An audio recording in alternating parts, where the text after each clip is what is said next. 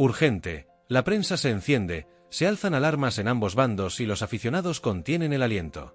¿Se están borrando de sus selecciones algunos jugadores clave justo antes del clásico? ¿Es estrategia, casualidad, exceso mediático o pura manipulación?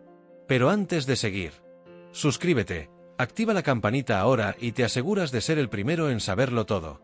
Es rápido, es gratis, y solo toma 2 segundos para ti. Tu apoyo es clave. Ahora sí, quédate porque lo que viene va a remover opiniones, expectativas y verdades que muchos callan.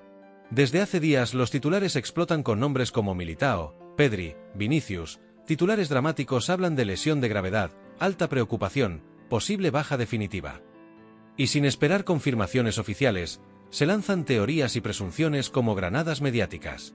Para algunos es un espectáculo lamentable, jugadores que desaparecen de forma conveniente, medios que alimentan el fuego, aficionados en guerra psicológica. Para otros, es pura casualidad, lesiones reales, cargas físicas extremas, decisiones estrictas de médicos responsables. En este relato vamos a explorar por qué esta narrativa se repite, qué tan legítimas pueden ser estas bajas, quién se beneficia del ruido y cómo eso afecta el pulso del clásico. Y si ya estás flipando con esto, suscríbete, que lo que viene es aún más fuerte.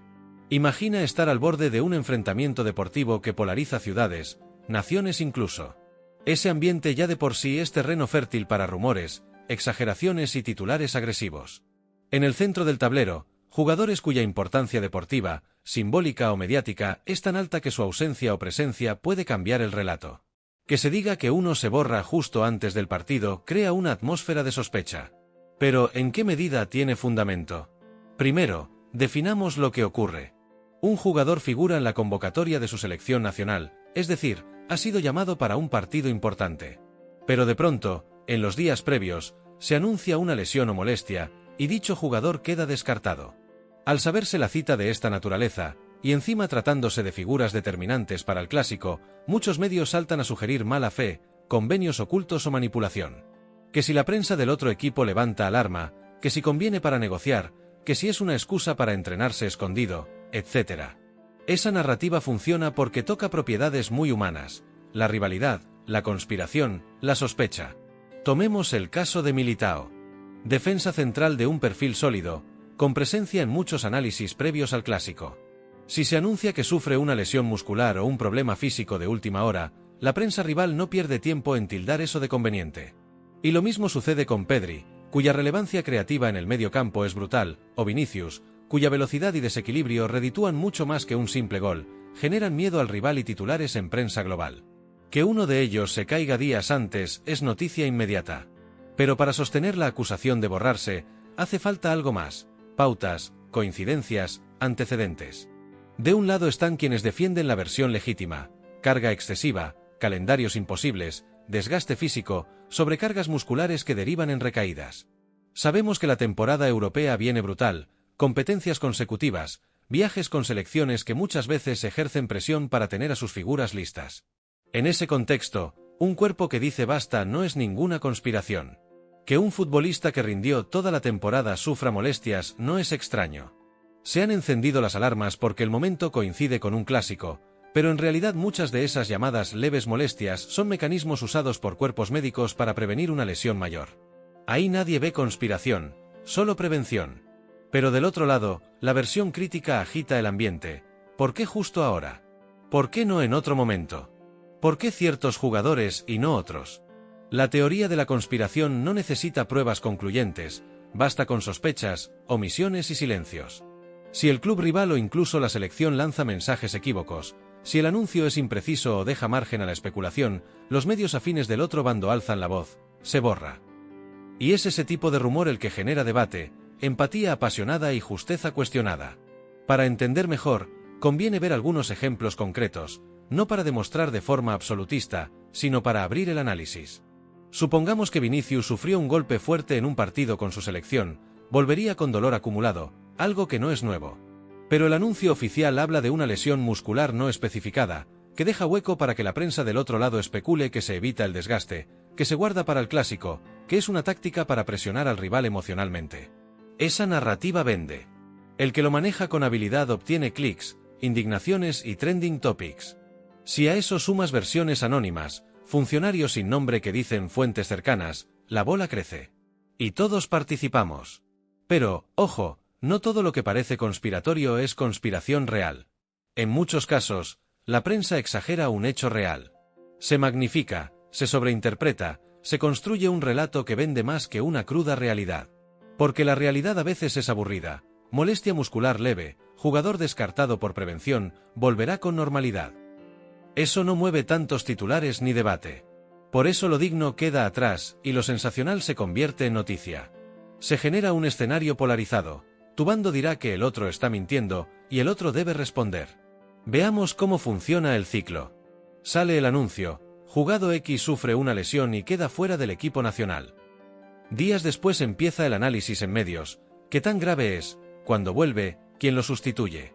Entonces se cuelan voces sospechosistas. ¿Qué intereses tiene evitar ese jugador en el clásico? ¿Qué beneficios para el club rival? ¿Quién gana con su ausencia? A continuación, otros medios repiten esos rumores y los potencian, muchas veces con adjetivos fuertes: sospechoso, calendario amañado, maniobra oculta. Y eso presiona a los del club afectado. Deben dar comunicados más precisos, generar ruedas de prensa, mostrar estudios médicos, fragmentos de ficha médica. Pero casi nunca se muestra todo. Y ese secreto alimenta la duda. ¿Qué incentivos hay para producir ese ruido?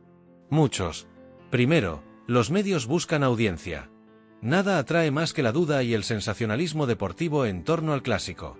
Segundo, clubes o federaciones pueden beneficiarse indirectamente. Si tu jugador estrella preocupa al rival con su presencia, su baja puede desestabilizar mentalmente al contrario. Y tercero, puede servir para desviar atención de otros problemas, sanciones, críticas, malas actuaciones recientes. Si todos miran el tema de la lesión convenientemente puesta, otros asuntos quedan diluidos. Ahora bien, no podemos caer en la trampa del conspiracionismo absoluto. Hay jugadores que, simplemente, no están para jugar. Hay equipos que miden riesgos. Médicos que deciden no arriesgar futuros, perjudicando toda la temporada. Llegan casos en que el jugador vuelve con un problema leve bajo presión y termina con una lesión grave. Eso ya ha ocurrido en muchos clubes. No es fantasía. El tema está en calibrar cuánto de esa baja es genuina y cuánto es narración guiada. Aquí entra la figura del narrador experto, o del canal YouTube que quieres tener analizar sin tomar partido de forma radical, mostrar hechos, interpretarlos, dejar que el espectador piense. Pongamos los argumentos en la balanza. Argumentos que apoyan la versión realista. Primero, la medicina deportiva no es infalible. Los cuerpos piden descanso cuando el estrés es excesivo. Las recaídas suceden, los músculos tensan, eventos impredecibles surgen. Segundo, el calendario es una bestia. Partidos de liga, copa, competiciones europeas, llamadas internacionales, es lógico que haya cansancio acumulado. Tercero, los clubes a veces prefieren proteger a grandes figuras antes de arriesgar. Cuarto, algunas federaciones anuncian datos médicos precisos o comparten imágenes, resonancias, ecografías, informes. Eso le da cuerpo al reclamo.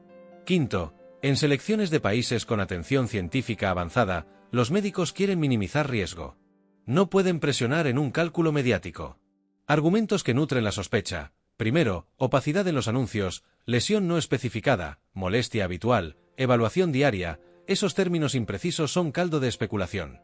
Segundo, coincidencia del momento, bajas que llegan justo antes del clásico con exceso de previsión. Tercero, historia de episodios similares. Si este fenómeno ya se repite, hay un patrón. Cuarto, interés explícito de la prensa rival. Cuando ciertos medios muestran más entusiasmo en magnificar esas bajas, se ve una estrategia editorial.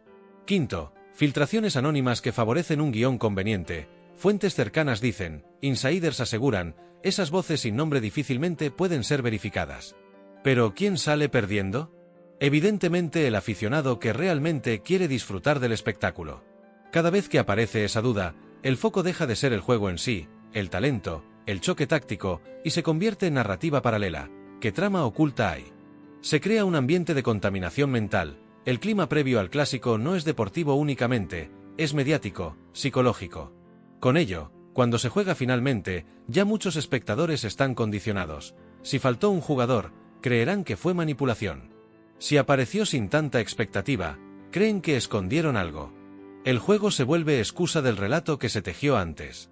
Y allí, justo en ese punto, aparece la importancia del narrador responsable. No el que alimenta rumores, sino el que los contextualiza, los pone en tensión, los pone en duda incluso. Hay que evitar frases como «es una conspiración total» o «todo es verdad» sin matices. Hay que mostrar fuentes oficiales, precedentes, comparaciones históricas. Por ejemplo, ¿qué episodios similares hubo en otros clásicos o grandes partidos? ¿Cómo reaccionaron las federaciones? ¿Qué versiones médicas se aportaron? Esa mirada comparativa es clave para no caer en extremo. Volvamos al clásico inminente. Supongamos que finalmente salen bajas confirmadas. Militao no viaja, Pedri no se entrenará con el equipo hasta última hora, Vinicius sufre una microrotura leve. La prensa empieza a medir dosis de catastrofismo, lleva días con dolores intensos, se teme lesión mayor. Y los programas deportivos repiten, amplifican, consultan fuentes dentro del club. Entonces algunos aficionados del otro equipo celebran silenciosamente, convencidos de que eso debilita al rival. Otros del equipo afectado gritan traición mediática. Y los neutrales miran con escepticismo, otra vez lo mismo. Cuando llega el partido, si el jugador aparece, o mejor dicho, si se confirma su presencia, es presentado como héroe resucitado, milagro curativo, justo a tiempo. Y algunos medios rival caen en contradicción. ¿Cómo es que está si ayer nos decían que no? Esa narrativa dramática genera fracturas lógicas, o mintieron, o ocultaron, o la lesión no era real. Si el jugador se queda fuera definitivamente, muchos dirán alerta encendida confirmada. Y hay quienes celebrarán que el borrado fue auténtico. En ese juego mental cada parte interpreta lo que quiere ver. El final del partido suele dejar cicatrices mediáticas, vencedores que dicen haber triunfado ante la adversidad, perdedores que alegan injusticias extradeportivas, periodistas que revisitan sus predicciones, teóricos de la conspiración que evocan sus previas intuiciones.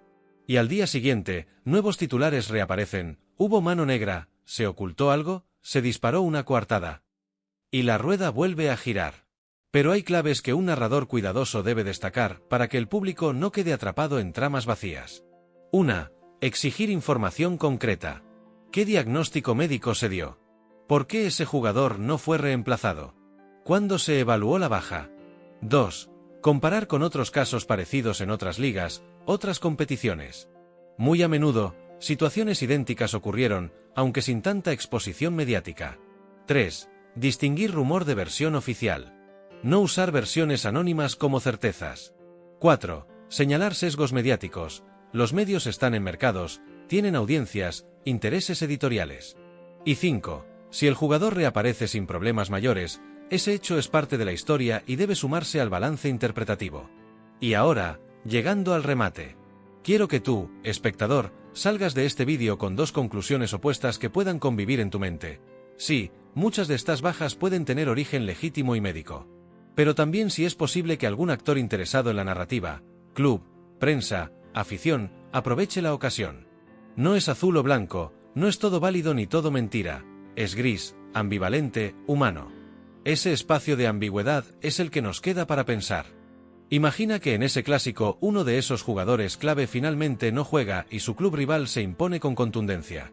Algunos dirán era efecto previsto, otros, no había forma de contenerlo. Y allí quedará el relato que cada aficionado quiera creer. Y ahí es donde radica el poder de la narrativa. El clásico no es solo lo que ocurrió en el campo, sino también lo que se tejió antes, lo que se contó, lo que se consintió. Así que cuando veas un anuncio de baja justo en días críticos, detente un instante y pregúntate, ¿qué sabemos con certeza? ¿Qué nos están omitiendo? ¿Quién se beneficia del ruido? Y recuerda que los dispositivos mediáticos no duermen. Si hay noticia que explota, la estirarán, la colorearán, reinventarán. Un narrador serio no vende certezas absolutas sin pruebas, vende análisis, opciones, preguntas. Ese es el camino para que el espectador no sea víctima del humo, sino consumidor informado que puede disentir con criterio. Este clásico se juega también en las páginas de medios, en las redes, en los titulares que se reproducen como eco. En esa batalla narrativa, que tú estés presente con juicio crítico es más poderoso que cualquier rumor. Y si al final del vídeo piensas que algo no cuadra con lo que te contaron por ahí, dale al botón de suscribirse, que esto no lo verás en ningún telediario convencional. Aquí analizamos lo que todos callan.